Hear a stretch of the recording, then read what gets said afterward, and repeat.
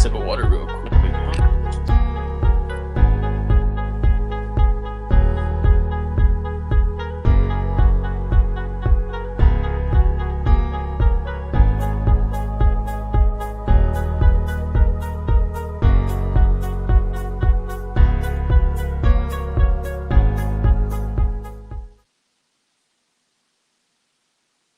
You're on. Welcome to Fight Week on 5, brought to you by the 5 Reasons Sports Network. I'm your host, Jonathan, a.k.a. Three Piece Combo. On my right, you have Alf Artiaga, the fight genius. How you doing, my friend? Good. Big fight weekend. Oh, big fight weekend. We had an awesome fight. UFC 255, the champion retained in both conditions. We saw Davis and Figueiredo retain in a very dominant fashion versus Alex Perez, and then we saw Chachenko defend against Maya, which is a little bit more compelling than most thought that was going to be, especially with the odds that came out. So getting into that main event fight, we saw Figueiredo just dominate Perez, and you texted me that this fight was going to be a murder. And see, I wasn't so sure because going back and looking at the fight, I thought Alex Perez, if he took Figueiredo down, could do something kind of like what Formiga did to him, which was just take him down and win the fight. It wasn't even close. So I was completely wrong with that. How impressed were you by Figueiredo's win this Saturday? Very impressed. Impressed enough to the point where I look at 125, and unless certain people are coming out of retirement, I'm looking forward to seeing him move up to 135 and go hunting there, where there's plenty to go after. So I think he's reached the point where we're talking.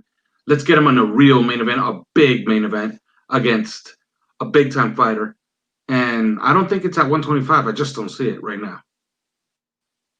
Yeah, I think if Cody Garbrandt, that whole thing would have solidified, and if he didn't fall out for the main event, I think that main event would have been a lot more of a bigger draw as far as when you're talking about star power and bringing those pay-per-view buys. But when you play somebody like Alex Perez, who's well known, obviously, among people that are into the sport, but anybody who's on the outside looking in just doesn't know who Alex Perez is. But I was very impressed. I thought he came out. He controlled pace the entire time. He didn't seem like he was under any duress test during the, minute and a half, 2 minutes of the fight lasted. Mm-hmm. So he was in total control. And like you said, there's really a big hole in that division because it's like almost like who's going to stop this guy now? Now, we do have a quick turnaround from him. We had the featured prelim of the night, Brandon Moreno, get his win in a round, actually. It was a close to a round, and his opponent actually dislocated his shoulder. If you watch the video, you see his trainer pops his shoulder back in, and that was fun to watch. Moreno, Figueiredo, next month, I think the 12th, I want to say, or the 5th, one of the two. I think it's the 12th. Yeah, I believe it's 3 weeks from now. Yeah, so both guys making a quick turnaround. How do you think that fight ends up going? Well, Brandon Moreno should make for a more exciting fight, but I think that fight is really a bridge. I don't see him winning because I'm just too impressed with Figueiredo's boxing. He blocks punches. He doesn't absorb punches. He doesn't try to run from punches. He actually blocks them, moves them out of the way, sets up combinations. He's really skilled on his feet. He's one of the better strikers I've seen at 125. So I'm really looking forward to 135. I do believe that Brandon Moreno is as good as it's going to get at 125. But at 135, if I told you, I know he hasn't had what you would call a good 2 years. But if I told you that he was going to fight at 135, Figueiredo was going to fight at 135 against TJ Dillashaw, would that get you excited? I think it would. Absolutely. I think it'll get people excited. And that's a guy, TJ Dillashaw, one of my favorites, who's had a pretty rough 2 years, I would say, in the sport. But even that would get people excited because you wouldn't know. At a new weight, 10 pounds more, maybe he can't carry his power. Maybe he can't take the power at 135. So, yeah, I'm looking down the road for Figueiredo. Yeah, for sure. I agree with you. I think Moreno definitely offers a little bit of a step up when you talk about the competition instead of Alex Perez, because you have a guy that is really good on the ground, and you have a guy that can also strike. He hits really hard too. Definitely one of the top 3 or top 5 hitters in the division. But if you look at the rest of that 125-pound division, they just cut Formiga, who was the only guy who beat Figueiredo. And now, Yeah. if you look at the roster, nobody's on the roster has actually beat Figueiredo. And it's around what, according to what he said, around 145, and then he cuts down. So he is a little bit of a bigger guy. So I think for him, especially with the power he has, he's not when fighters block his punches at 125, he punches right through that guard. That guard is not stopping any punches. It's almost like if a heavyweight is punching through those punches and through that guard, because with him, he's just rocking you through the guard. And it would be really interesting, much more interesting, to see him at 135, where you'd find somebody who has that level of power, aka, Dillashaw, Garbrandt. You have Peter Yan. Oh my God, can you imagine a Peter Yan versus Davison Figueiredo that would be fight? Interesting. Yeah, that would be fun. That'd be fun. Moreno is going to give him a good fight, but like you said, this is going to be a pretty long reign for Figueiredo at 125. I don't see anybody, at least right now, even at 135. You remember when he retired? What did Henry Cejudo say?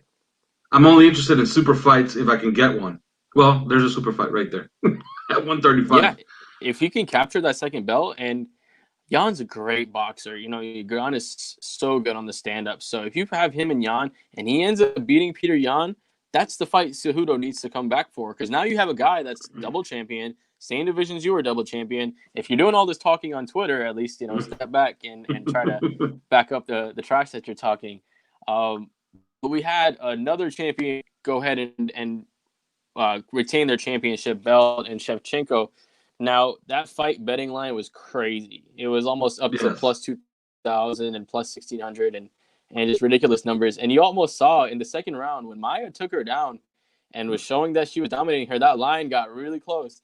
And there was a guy who bet, what was it, $12,000 to win 600 on that fight. That's crazy. He was sweating during that second round. But the rest of the fight wasn't really that close. Shevchenko, after getting up off her back, the last two rounds, really, she was just using target practice with Maya's face because, Maya doesn't have the same level of striking.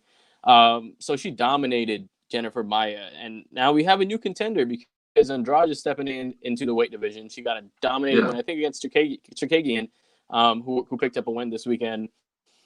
Is Andrade next? And if she's next, what kind of unique challenges does she offer to Valentina Shevchenko?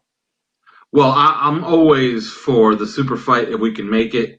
We're again 10 pounds away. Man, I don't know. I think Amanda Nunes is just too big for her, but I believe that's the super fight that everybody would want to see. I would rather see Andrade fight Thug Rose for the third time. I enjoyed their first two fights.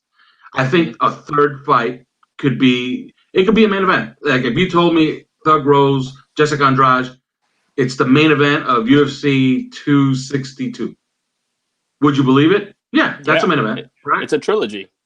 Yeah, it's the main event. So I would rather see something like that, but not because I think Jessica Andrade doesn't belong. It's out of fear that I don't think she's the right match for Chachenko. So, yeah, I'd like to see Chachenko move up. It's 10 pounds. Maybe there's a catch weight in the future. This is one of those things where Dana White just has to sit with Amanda Nunes and say, look, can you make 130? Maybe we could meet halfway. We're talking about money here. We know that you're not for long in this sport. Amanda Nunes has already talked about that she has like 2 or 3 fights left in her body. So what a way to go out. Super fight at a catch weight 130.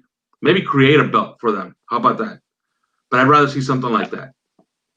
Yeah, that would be definitely the best way to go. If you recall the first fight between Nunes and Shevchenko won that third round, and she was dominating that third round. And she definitely had some moments in the title fight, which is her only loss in a main event title fight against Nunes.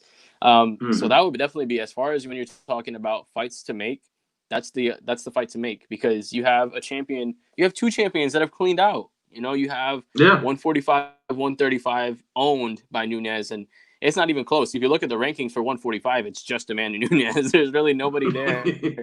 And I think the girl from PFL, and she fought on Bellator, is it Kayla Harrison? I think her name is.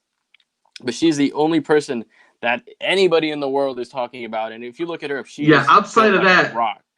Yeah, outside of that, what do you really have? A boxing match against Clarissa Shields or something like that? Right, exactly. And do we really want to see something like that? you know? It's just you're paying for entertainment, and with that, it's not going to be super competitive as you would see Amanda Nunes in her field house, in the cage, in the octagon, Yes. taking on somebody. So I think definitely the best fight to make would be Nunes. But I think Andrade is probably going to get that shot. She took out Chachenko, who was already ranked top 3 in her division before moving up. So I think that she'll step in, and I think she does offer a little bit of a different challenge. She's a great wrestler, and she's super, super, super powerful. And I think that's a little bit of something different that Shevchenko hasn't faced yet. She hasn't faced power. She's knocked so many people out. She's dominated so many people. Somebody who has the power like Andrade, I think, really would be a great last fight for her to win before facing a Nunes. When you really officially, there's nobody left at that point, and now you have Nunes. Mhm. She's gonna come in. You take that fight, and that's something fun. And now, moving on to what we have next, we have the official announcement with McGregor versus Poirier. That's happening in January. Mhm. What a main event. Now, obviously, we don't know the stipulations with Khabib being out, if that's going to be a title shot or what. But way too early. How do you feel like that fight's going to go? I think it's McGregor in his element, right? Like they're going to stand up. Maybe Dustin Poirier is going to try something different, but they'll be up for at least 2 rounds, and he's going to want to score and score early. If it gets past 2 rounds, I guess you got to feel that Dustin Poirier is going to win. If it's going to end in the first 2 rounds, you got to feel that Conor McGregor is probably going to get out of there with a TKO or a knockout. So it's going to be interesting, especially those first 2 rounds, because I think we all know what Conor McGregor is about these days. And what weight are they going to fight at? Is that official? Is it going to be a catch weight, or are they going to I believe go it's up to 170? 155. I believe it's 155? 155. Yeah, I think they're making that a fight at 155. Dana White spoke about not wanting a fight to not make any sense, because if these guys are going to fight at 155, let them cut weight, and then if they want the rankings to match up at 155, they're going to have to fight at Mm-hmm. 155. So I heard it's going to be at the lightweight division, or lightweight division. Yeah, yeah. I would say I'm waiting for those odds. I'd love to see those odds. I believe that they're out already. And if Conor McGregor is a favorite, that would be interesting, because then that means that Dustin Poirier will be the best live dog of the year, I would say. So, yeah, I don't know which way I will go with it. My head says maybe Conor McGregor scores a knockout in the first 2. And if it gets past 2, Poirier wins. See, I feel like the evolution of Poirier has been underlooked. I'm looking at the odds right now. Conor McGregor is a minus 235, and Dustin Poirier, Wow. like you said, a live dog at 200. He opened at only 155. So the money has come in on McGregor, which is very interesting, especially when you have somebody as dangerous as Poirier. Now, Yeah. you look at McGregor's last couple of fights. He beat a cowboy that was way past his prime and is really old. Yeah. Before that, what was he lost to Khabib? Yeah. And then before that, he fought Mayweather. Obviously, that doesn't really count. And then before Yes. that, which one was before that? Was that the Nate? Was that a Nate fight? I Before he went believe it and was fought. it was the last Nate fight. Yeah, before that. Before he went and Yeah. fought, because he was out for a little while. So you're talking about guys. He arguably lost that second Nate fight. A lot of people thought he lost that second Nate fight. Mm. Um, so you're talking about a guy that's arguably lost 3 fights in a row. And, excluding obviously the Donald Cerrone, but come on, everybody's knocked down Donald Cerrone. If you saw him against Justin Gaethje, it was a baby left hook that put him out. So you have a guy that hasn't really won against somebody who's amazing recently. Now, don't get me wrong, young Conor McGregor, motivated Conor McGregor, 2-time champ Conor McGregor is a different fighter than he is now. Yeah. But I don't think people are respecting Poirier enough. I think Yeah. Poirier is going to jump a guillotine. I'm going to call that right now in a fight. If you had to bet on that, he's been tweeting that every other day that he's going to jump a guillotine. So we never know if we see Poirier try to take this fight on the ground. And I think his striking is so diverse. You've seen him beat up Max Holloway in that interim 155-pound belt when Holloway stepped up and fighting. And Max was still a taller guy. If I'm right, Max was still a taller guy, was still the lengthier guy. And Poirier found a way to beat him up. And Poirier is taking Yeah. these fights. He fought against Hooker. He fought against Khabib where he almost won. He fought these fights against tough guys more recently than McGregor has. So I'm going to go ahead and I'm going to take the side of Poirier, man. He's one of my top 5 favorite fights right now. he's so sound technically on the feet, and his punches are just so nasty. And I just think he has a lot hidden up his sleeve that McGregor is not ready for right now, especially coming off of competition at the level of he has. Facing somebody at this level like Poirier, I think I'm going to take Poirier in this one. You know what I'm interested in seeing? The press conferences, because it takes a lot of energy to hype up fights the way that Conor McGregor does. And if you notice in the Cowboy fight, he wasn't really out there trying to hype anything up. So if he really puts in a lot of effort into these press conferences and promoting this fight against Poirier, then maybe he is serious about being the king at 155 once again, now that he knows that Khabib is no longer around.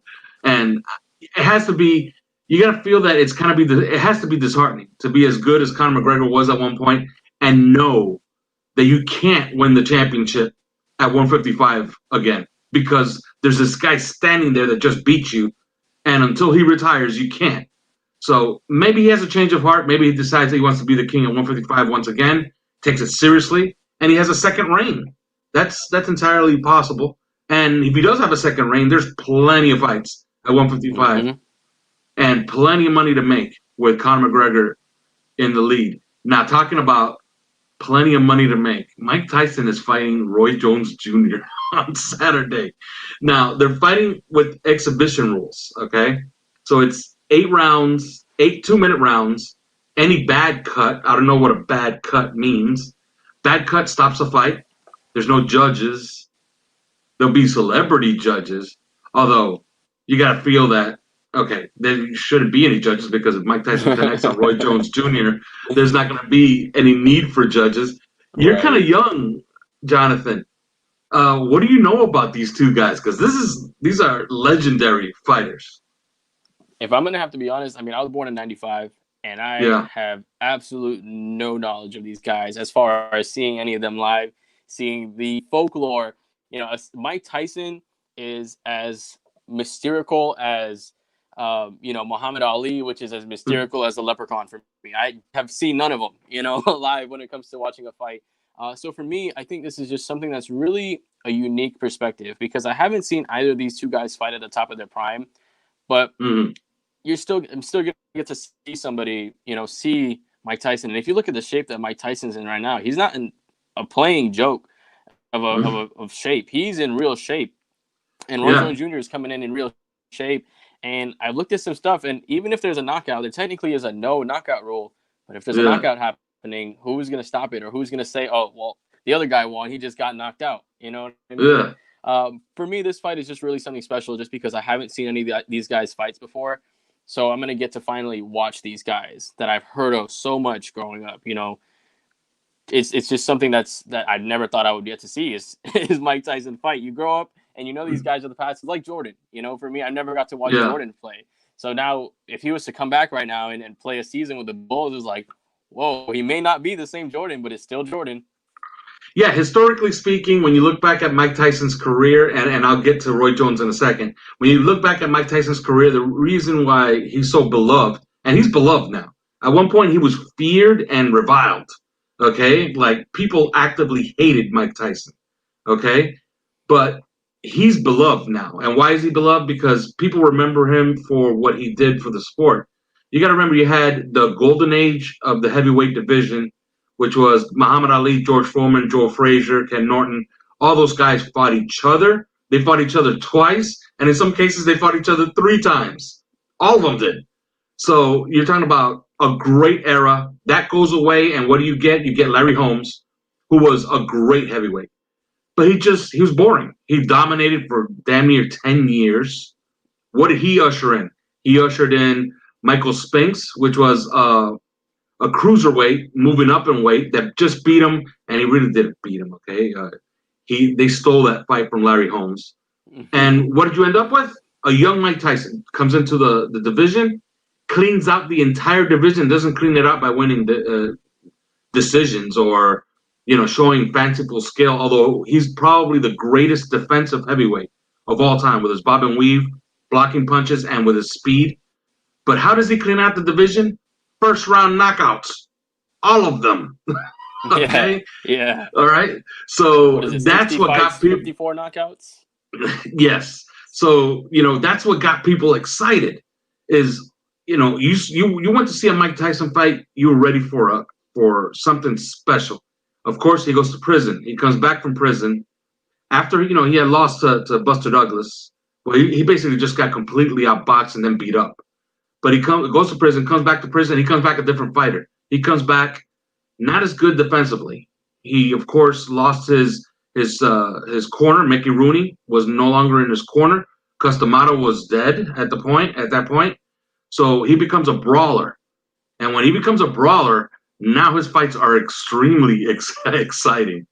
He fights Razor Ruddock, knocks him out. That's a super exciting fight. His 2 fights against Evander Holyfield were legendary. Why? Because he kept coming back, and there was danger in both of those fights. Of course, the second one, he got himself disqualified because he ripped off Evander Holyfield's ear. Mm-hmm. Okay? Yeah, so that's something even my dad says. All right? But Evander Holyfield beat him up in both fights, but there was danger in both fights. Both fights were great. Of course, I consider the end of his career when he fought Lennox Lewis, and Lennox Lewis was in his prime and decided, you know what, I'm going to punish this guy because Mike Tyson really went crazy as far as trying to promote the fight. He took it personal. He started talking about Lennox Lewis's kids, his wife. So Lennox Lewis decided, you know what? Yeah, I'm going to punish this guy. And he basically carried him until he got rid of him late in the fight. So, and then we flipped to Roy Jones, and Roy Jones was going to be the greatest middleweight of all time. And that's in a division that had Sugar Ray Robinson. All right. The problem with Roy Jones is that, if you look at his body is pretty thick. So he kept growing out of his body, and he couldn't stay at middleweight. But he cleaned out the middleweight division anyway. The only guy he didn't fight was, and which is a tragic story, was Gerald McClellan, who ended up fighting Nigel Benn in England and got seriously injured in that fight. And so that fight never came off, but they were teammates at the time, so that was probably not going to happen. But Roy Jones then moved up and started cleaning out every division above middleweight, became super middleweight champ, light heavyweight champ, cruiserweight champ, and then decided, you know what, I'm going to do something that's never been done before. I'm going to be the first middleweight to move up all the way to heavyweight and win a championship. Mm-hmm. And he didn't pick out a bum. He picked out a lower belt, but John Ruiz was a legitimate fighter at the time. He was a legitimate heavyweight, and he beat him in a decision. So Roy Jones is absolutely legendary. But let's get into some questions here as we start to wrap up. And that's the historical appreciation for these fighters. But here's the question. Should these fights, one is 54, one is 51, should these dream matchups, and supposedly we're going to get a few of them going forward, we might even get them in MMA. And maybe Big Nog versus Randy Couture, maybe that's something that we get to see. Right, they're talking about something like that. Should these dream matchups be sanctioned, in your opinion? I think yes, because if you look at, if you take the doctors into account, and if you make sure these guys are in good health, and I think this weekend is going to be a big answer for this question. If both of these guys come out and they're both in good health and it's still a good fight, then my answer is 100% yes. Because at that point, you're going to have something that, people like my age that will get to see fights happen that they've never got to see live. And there's a lot of other fighters, let's say, like you say, Couture and Big Nog or Liddell versus Sonnen when that happened, and Bellator. Those fights, even though they're not the same level as them in their prime, they're still very entertaining, and they still close a chapter of a lot of people's career, finishing out part of the book that you wish was written. So I think these fights are very interesting, especially for the public eye, to see a lot of fighters and see a lot of matchups that you wish you would see growing up.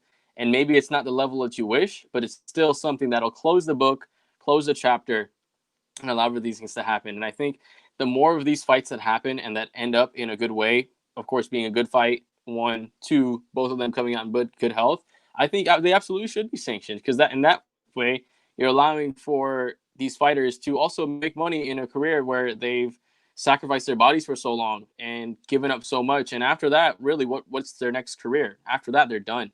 So now it allows them to continue to at least make an extra money. Tyson's making an extra $4 million this Saturday. You know what I mean? So Sure, he's going to use that to pay off some debts, but at least he's allowed to make some of that money. So I think this is a great opportunity for not only the fighters, but for the younger fans to see some of the fighters that they haven't got to see growing up. Yeah, what's interesting is that Terrence Crawford just finished getting $12 million, and he's looking at these two guys coming out of retirement after 20 years getting $4 million, and he has to be looking at Bob Arum saying, "Man, you robbed me. You completely robbed me, dude." All right, the undercard has some interesting things in it, okay? And we're going to get to one of them right now. But Badu Jack is on the card. Hasim Rahman Jr. is on the card. Badu Jack is really, really exciting. He's exciting to watch. That's a real fight. They're giving him just an opponent, which means he's there to fill out the card and give a legitimate name on the card. Badu Jack is extremely fun to watch. That's going to be fun to see. But Nate Robinson, of basketball fame, is fighting Jake Paul. Quick pick on that one. I gotta go with my man Nate Robinson, man. He's 5'9", Superman. He can dunk on you. I'll see him jump over Jake Paul in this fight. He's gonna jump over him, grab him by the leg, put him on the ground, and then he's gonna choke him out. Even though this is a boxing match, I don't care. He's gonna finish him. He's gonna go ahead and put him down. But for real, I do think Nate Robinson. You have somebody who is an athlete. Not only is he an athlete, he's an explosive athlete. And you have Jake Paul. You know, don't get me wrong. He's fought. Was it him that fought CGI or CSI? Yeah, he's fought a couple of fights, and he's kind of serious about it. Like, he has a real boxing team behind him, and he says that and one thing I do like about Jake Paul is that he has a realistic goal. A lot of these guys say, "No, I want to go fight for a championship." He says that he wants to fight one real professional fight before he hangs him up, and I think that's a legit. Like, he likes the sport. He wants to box. He loves it. Kind of like CM Punk, but better, I would say. Right. You know what I mean? Because CM Punk just got thrown in against Mickey Gall right away, which that was wrong. No. Okay, he didn't deserve a fight like that. He did not. So I guess he deserves. He deserved, but he better win though. Like, if he wants to complete his dream of fighting one professional fight, well, he better win. I have no idea. Make that dream really happen. I'm gonna give it to Nate Robinson. Like you said, great athlete. It's a professional athlete now. It's not another enthusiast. Jake Paul has fought enthusiasts, boxing enthusiasts. Now he's fighting an athlete. So it should be different. So I'll take Nate Robinson as well. I guess let's just go into it right away. Who wins? Tyson, Roy Jones? I'm going to take Tyson. You got the bigger guy. He looks in great shape. Roy Jones, with the way this match is sanctioned, Roy Jones could win this fight if it was a regularly sanctioned match, but if he gets cut, then it's done. And Tyson, I think, in my opinion, obviously, I've never got to see these guys fight, so obviously everybody in the audience, I haven't got to see this guy's fight live, but I would take Tyson in this fight just because he looks phenomenal. He's got the more punching power, and he's a bigger dude. You know what I mean? Like you said, Roy Jones Jr. is a wider built frame, but Tyson is a more physically imposing frame. And I think with that, be something really different. What do you think? I think if it were a true exhibition, I think Roy Jones will box his face off. But I don't think it's going to be an exhibition. And I think he's going to try to catch him. Mike Tyson's going to crowd him, and he's going to hit him with a punch. And I'm afraid that Roy Jones might go to sleep sometime in that fight. So I'm gonna go ahead and say that Mike Tyson wins by knockout. And it is nothing against Roy Jones. It's just that Roy Jones is fighting a guy that the last thing to go is power. Remember, George Foreman won the heavyweight championship of the world at 45 years old. How did he win it? He was losing every single round against Michael Moore, and he landed one right hand. And that one right hand made history. All right. All it takes. Bonus. Danny Jacobs returns on Friday. Now, nobody would know it unless, you had the zone and you got an email from them telling you that Danny Jacobs was making his way back to the ring. But he's fighting Gabriel Rosado. It's a decent opponent. But do you think that Danny Jacobs' time has passed? Or are you still interested in seeing him against somebody like David Benavidez or Billy Joe Saunders going forward? I think you just never know if somebody has a little bit left in the tank. You know what I mean? Mm-hmm. And I think for him, it's facing an opponent that's a little bit not as a big name. You'll have him to be able to display his skills. And if he's able to display the skills and he shows that he still has it, then definitely, why not just have him fight more if he's able to show his skills?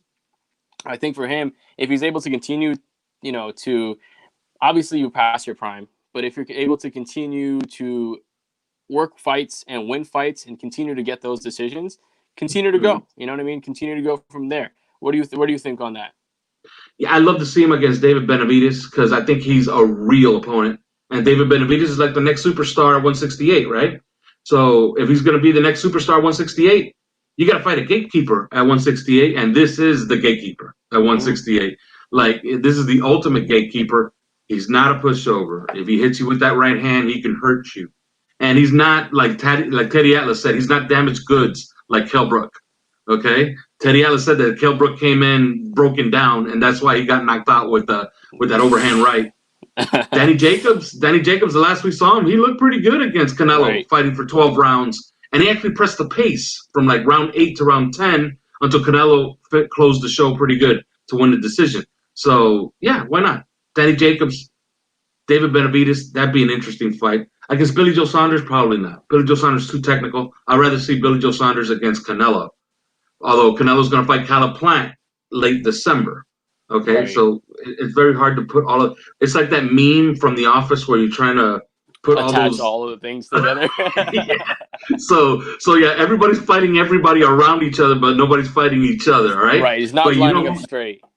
Exactly, but you know who is fighting each other? Errol Spence, Danny Garcia next week at AT&T Stadium. How exciting is that going to be? We will talk about it next Wednesday. That's going to be a big fight. Brief thoughts on that fight, Jonathan. I just think that's going to be an exciting fight. You know, you have Errol Spence Jr., one of the top of his division right now. You know what I mean? Especially when you take all the promotions into consideration. Top of the division. I think he's going to get the win. And I think for him, it's really lining up that next super fight. If he gets this win, lining up the next super fight for him and making that big money fight is really what's going to be key. Absolutely. And they can do it again, hopefully. And they're working with some things. They're going to have Live Nation, I believe, is going to be in attendance.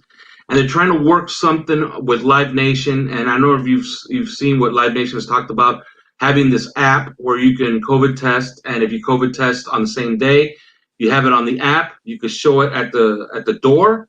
You could be in the arena to watch the fight. Maybe next year we could have an Errol Spence Terrence Crawford fight with 50,000 in attendance at AT&T Stadium. That would be a lot of fun. But first, Errol Spence has to get past Danny Garcia. That's next week, and that's next week on Fight Week on 5. That's it for this week. Enjoy your Thanksgiving. Enjoy your weekend. We will talk to you guys next week. Happy Thanksgiving, everybody.